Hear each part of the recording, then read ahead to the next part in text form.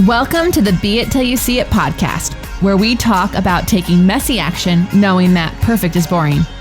I'm Lesley Logan, Pilates instructor and fitness business coach.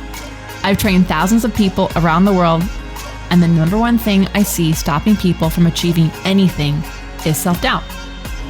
My friends, action brings clarity, and it's the antidote to fear. Each week, my guests will bring bold, executable, intrinsic, and targeted steps that you can use to put yourself first and be it till you see it. It's a practice, not a perfect. Let's get started. Welcome back to the Be It Till You See It interview recap, where my co-host in life, Brad, and I are going to dig into the permissive convo I had with Thor Chaldron in our last episode. If you haven't yet listened to that episode, feel free to pause us now. Go back and listen to that one and then come back and join us. Okay, well, this is our first time recording in the studio again. Yeah, we're back in Vegas. We've been that back. was an S and a half right there. Yeah, we're back like in Vegas. We're back. I just didn't say the S. Yeah, so... Vegas. No. So we've been back for a bit. We actually got back late on... Well, not late. We actually made it in time for dinner on the 5th. But this is our first interview recap back in the studio. And so thank you all for following along on the tour. Brad wrote an update to our van up, like, what do you call it? Well, we've got two things. We've got the van build. Yeah. And then we had the tour. So I haven't actually wrote a blog post about the tour itself. I have written the third van build blog, and that's on onlinepilatesclasses.com/blog. And if you feel like reading along, it's fun. It's all about how we're building out the van and what we're not going to do, what we are going to do, and what we got done. So we stayed warm. It was really a lot of fun. The tour was actually a lot of fun. It was an adventure. Drove. Are you ready for this? 7,000 miles. 7,000. And 106 hours behind the wheel. And that's also only if you use Google Maps from city to city. That doesn't include the times we got lost, had to make a U-turn.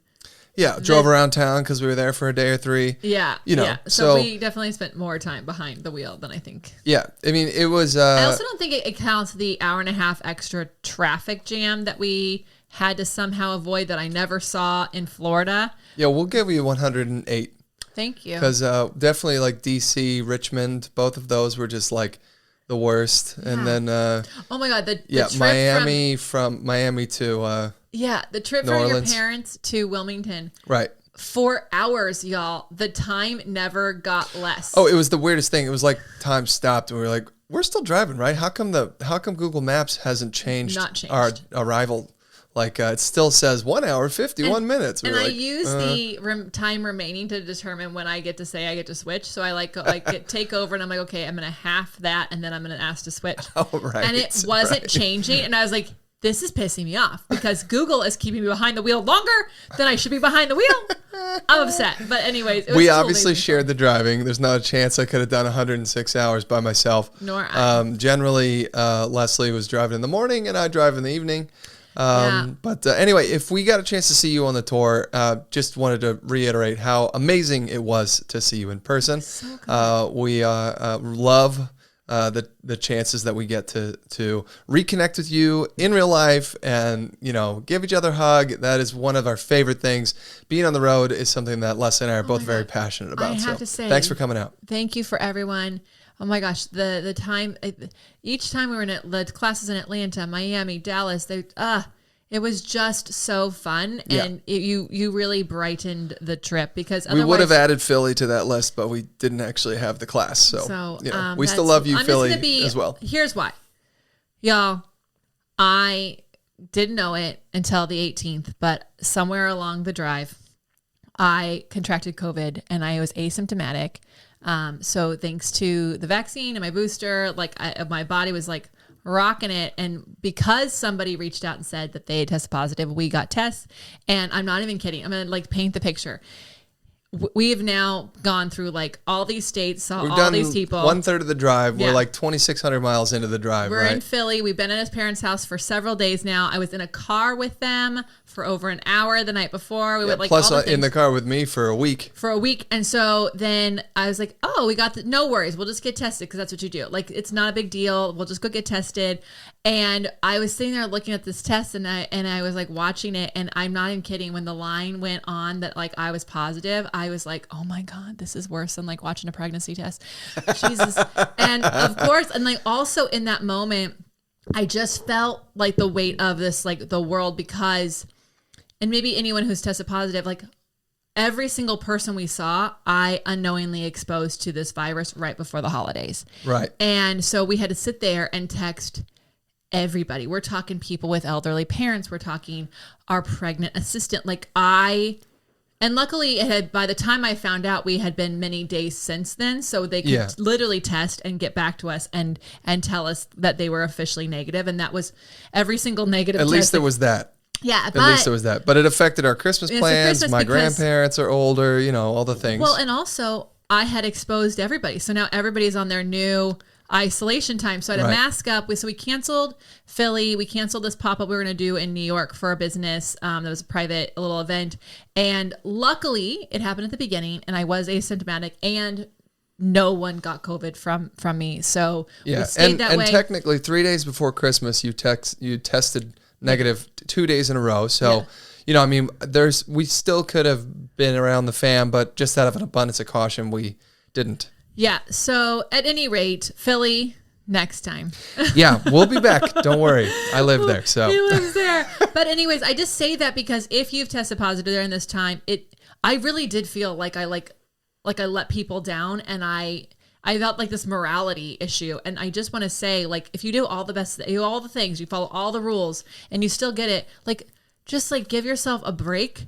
And like, I focused on what I could do. What I could do is I worked on our flashcards. I put a mask on when I was around the family and like, I drank lots of water and I just gave myself so much permission to sleep. I was like, I should sleep more. Yeah, you slept a lot that week. I did. And so even though, you had a relatively mild case and that was, fortunate. I mean, I know that you're vaccinated and boosted. So I think that it's something to do with it, but, it was a shock because you weren't like showing any signs. Yeah. So that was very, very strange. Yeah. So anyways, Philly, you will have us back. We know it. And then just to those of you, focus on the possibilities. And that's what I did do. And it got me through those few days of like being locked in a dungeon, but it wasn't really a dungeon. No. And we lucked out in that we were about 2 days before the rush to buy all the COVID tests.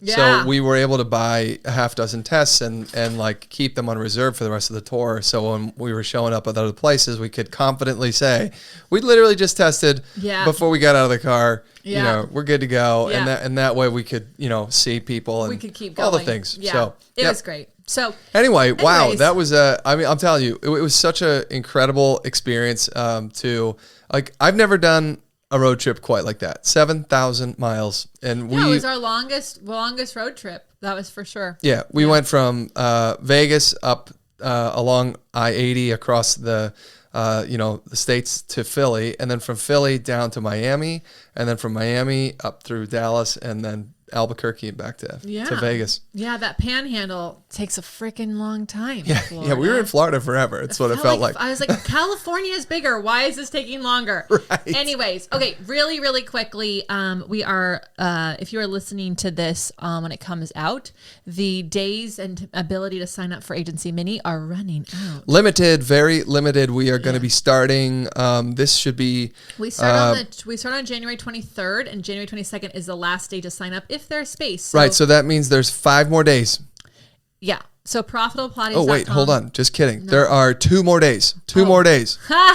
So that's it. 2 more days. So ProfitaBlePilates.com/mini. This is the only time the last time we'll do it until the fall of 2022. And that just means you'd be postponing your goals for a year. I don't know why you do that.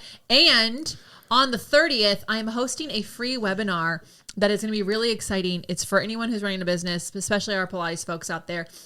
I really want to help you see how you can actually have your dream schedule, and then also how you can actually make that happen. And we'll be talking about our scheduling tools. So you'll go to profitablepilates.com/scheduling. Okay. Well, I mean, let's get into it. I think the audience question was, what was your favorite part of the trip? I feel like we covered that. We covered it. So thanks for the question. Send your questions into the Beit Pod on Instagram, or your bold moments. We do want to shout out your bold moments. So if you had something where you're celebrating a win, and it was a Beit moment for you, we want to hear about it. Share it to us on Instagram. Yeah. Okay. Let's move on. Let's talk about Thor Chalgren. Okay, Thor, like a lot of you, and that's very intentional. All right, YouTube could see what Lesley's holding up there. If you're listening, sorry, you're gonna have to go over to YouTube. Okay, Thor, like a lot of you, and I say you because this is not applicable to Lesley or me, knows what it's like to have your identity taken away when your kids leave for college. Yeah. Sorry, we don't have that. But if your kids left for college and your whole life you've been a parent, and then all of a sudden they're out of the house, and you got the empty nest thing happening or anything associated with that, then I'm sure you can connect with Thor on this. As a recovering Girl Scout troop leader to a now certified life coach and podcast host of Your Turn to Fly, Thor helps individuals discover their passion for the next season of their life and give themselves permission to change. Yeah. I know. We don't have kids, so we don't understand empty nest.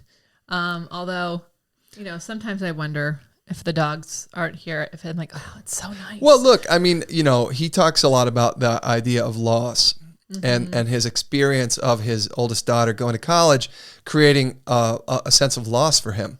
And that's, I can't directly relate, but I have a feeling we're going to experience a sense of loss if and when one of the dogs, moves on. Yeah. So, it's definitely relatable. Someday Gaia will actually be the age we think she is. So yeah. I know. I know her birthday now. I know how old she is today, finally. Yeah.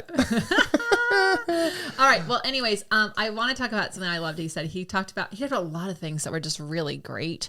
It's kind of hard for me to pick just one thing. But I really loved the giving yourself permission to be something you aren't good at yet. And I say that I love this because A, that's why the podcast was even born, but B, this is something I've had to do a lot, like throughout growing our companies to even being this podcast host. Like I really had to give myself permission to like just do the best that I could. And like, even to the point, like, constructive criticism was coming and I was like, not right now. I'm really focusing on permission that I'm actually good at this and I can do it. Let me get some reps under my belt and then I'll take the feedback. But I think that a lot of times we get stuck on being in the beginning and we get frustrated with ourselves on what we are not able to do yet because we're not good at it yet, that we don't even get to the point to even being it. And I just love the idea of permission. Like I'm giving myself permission to do the thing, to be the thing that I am not actually good at yet. So it couldn't be more be it till you see it. I really liked, I thought it was incredibly powerful when Thor said, I had to give myself permission to be greater than a father. I thought it was the most powerful thing. Yeah. And that was very, counterintuitive is the wrong word, but I think countercultural might be, like the epitome of success is being a parent. And that's the way, that it's being defined, when you're a parent, it's the greatest thing you can do, all that kind of stuff. And I think that our association with that concept is exactly why when his daughter went to college, he experienced a sense of loss. Because if that's the best and greatest and the only thing that he can do with his life is be a stay-at-home dad, what happens when he's not anymore? Right. Well, and that's like, so when Thor and I were talking, you'll have to excuse August just really going at his neck right there with his foot. But when Thor and I were talking, when he said that to me, I was like, you have to be on the podcast, like period, like end of story, because I work with so many moms, and I know that as a non-mom, saying like, you actually have to come first. You actually have to focus on the things that you find that fill your cup up too, because not only are you you're a role model for your children, right?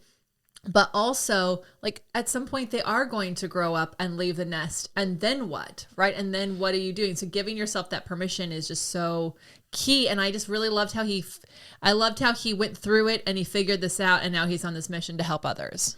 Yeah, I mean, he talked about like, well, I got, easily 30 years left in my life. So is the best, quote unquote, best moment of my life like gonna be in the past? Right. What does that mean? And I think what's really difficult to when looking at this is, we've all seen movies where like, there's a character in the movie whose, greatest moment in life was when they were the quarterback in high school, and now they're like 40 and they're still talking about that. And that's like that was like the culmination of success for them.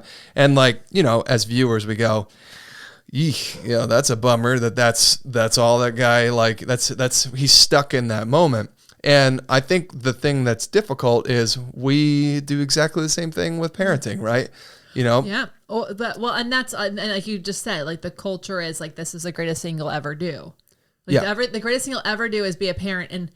And as a non-parent, I think it's important to want to be a parent and do the best that you can, because those are little humans that you're going to be adults someday. But I also think like your children seeing that you're doing things that fill your cup first, that take care of you, that you aspire to be, it gives them permission to do a lot more. It just really does. I saw something on Instagram today where someone shared a story about how like their nieces were like, oh, it's so cool that you have this job. I'm not gonna be able to do that because I'm gonna grow up to be a mom. And she took her aside and was like, hey, let me just tell you that you actually can be both things. Right. And so I really enjoyed Thor's like mission of sharing this, because that yes, it is so important that if you are a parent that you are like loving all of that and doing the things, but that is not all you are. And it can't, and you can be the greatest parent and then have another great chapter and another great chapter after that. Like we don't just have one great moment in our lives. Well, I think that rolls right into my, one of the action items that I thought was really awesome was his thought on what comes next after you've, reached the culmination of that self-identity, right? And he talked about the idea of short-term identities and mini purposes, because he was like, well, yeah, I used to introduce myself as, I'm a stay-at-home dad, I'm full-time taking care of the girls. And he said, well, it was really hard for me to introduce myself because I didn't know how. I didn't know what to say. I didn't know who I was.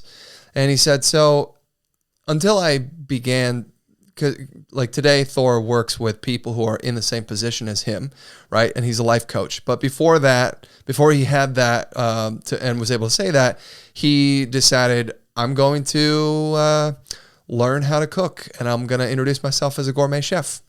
And he said, I didn't plan to have a career in being a chef, as a chef, but I wanted a new identity, and I knew that it wasn't going to be a forever identity. So I thought, all right, I'm going to give myself permission to be, to create a short-term identity. I thought that was really clever.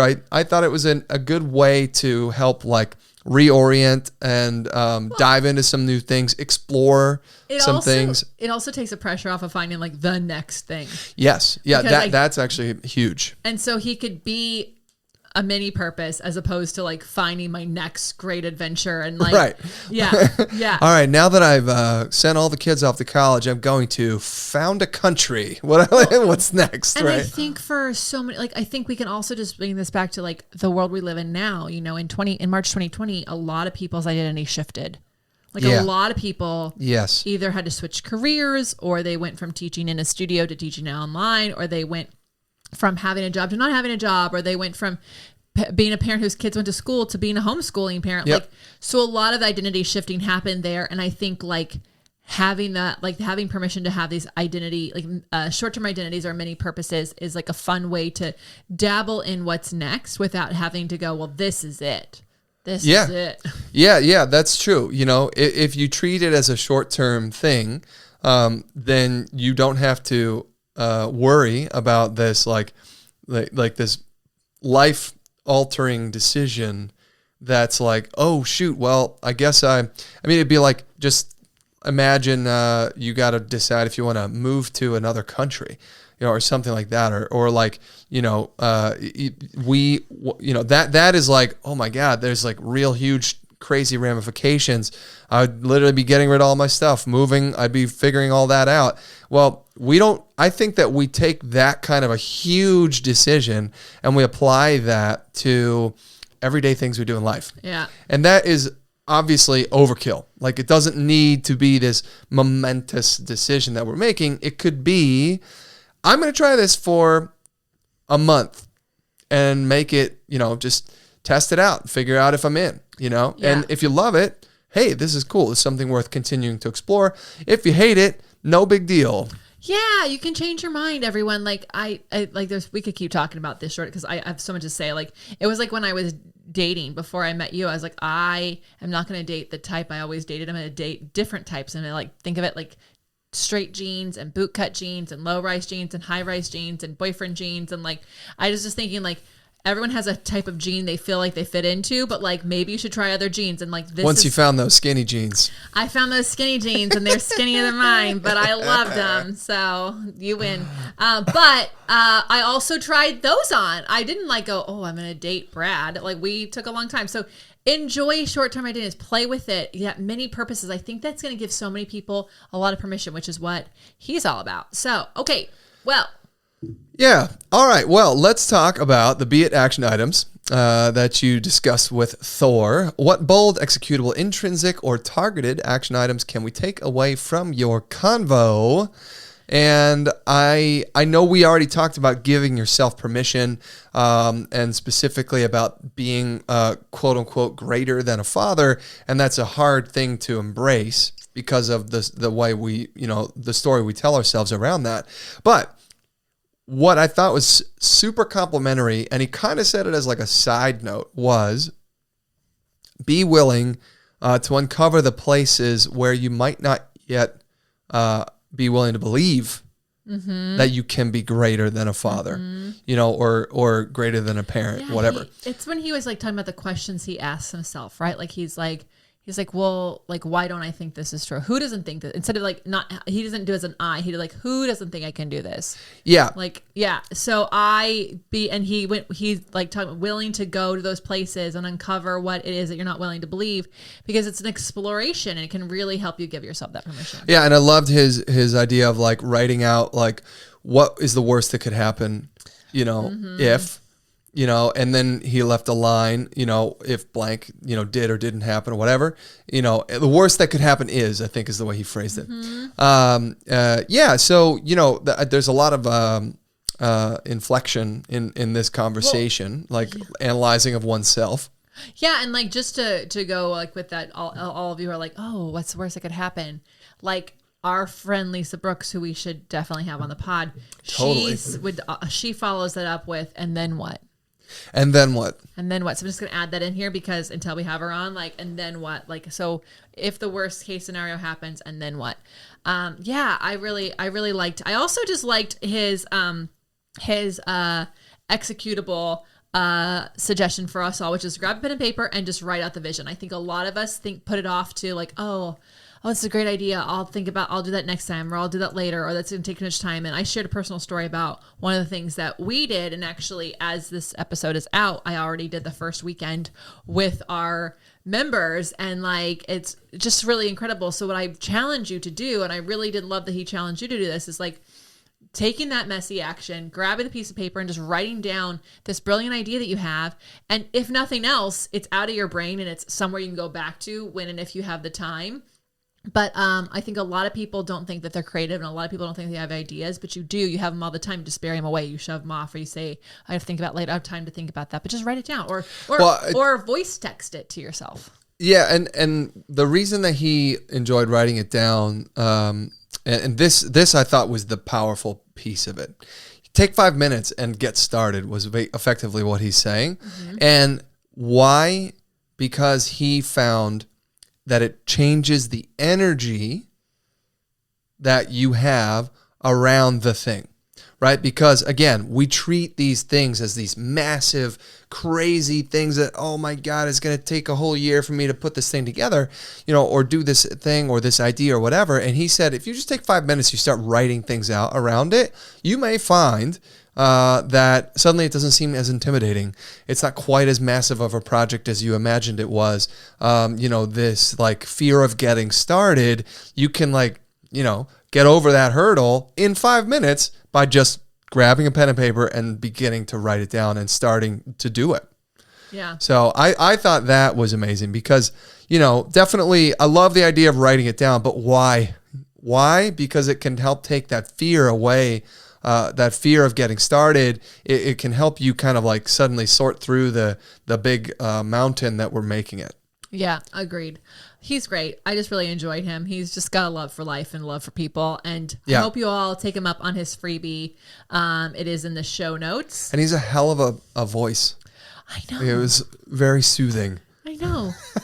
yourturntofly.com/Lesley, by the way. It's Lesley, so spell it right.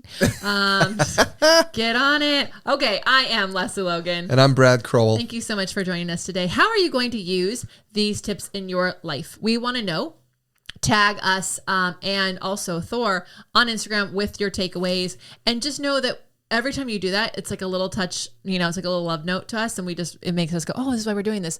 But also it allows me to personally thank you. And I'm going to thank you right now, but I'll thank you in a DM because we really are so freaking grateful for you. Yeah. This podcast is just so growing and thriving because of your downloads. Every time you listen, it actually makes the most amazing difference. So thank you so much. Please leave a review over at Apple with how much you love us. And until next time, be it till you see it. Bye for now. That's all I got for this episode of the Be It Till You See It podcast. One thing that would help both myself and future listeners is for you to rate the show and leave a review. And follow or subscribe for free wherever you listen to your podcast. Also, make sure to introduce yourself over at the Be It Pod on Instagram. I would love to know more about you. Share this episode with whoever you think needs to hear it. Help us and others be it till you see it. Have an awesome day. Be It Till You See It is a production of As the Crows Fly Media. It's written, produced, filmed, and recorded by your host, Lesley Logan, and me, Brad Crowell. Our associate producer is Amanda Fraterelli. Kevin Perez at Disenyo handles all of our audio editing. Our theme music is by Ali at Apex Production Music, and our branding by designer and artist Gianfranco Cioffi. Special thanks to our designer Jaira Mandal for creating all of our visuals, which you can't see because this is a podcast, and our digital producer Jay Perdoso for editing all the video each week so you can. And to Angelina Herrico for transcribing each of our episodes so you can find them on our website. And finally, to Meredith Crowell for keeping us all on point and on time.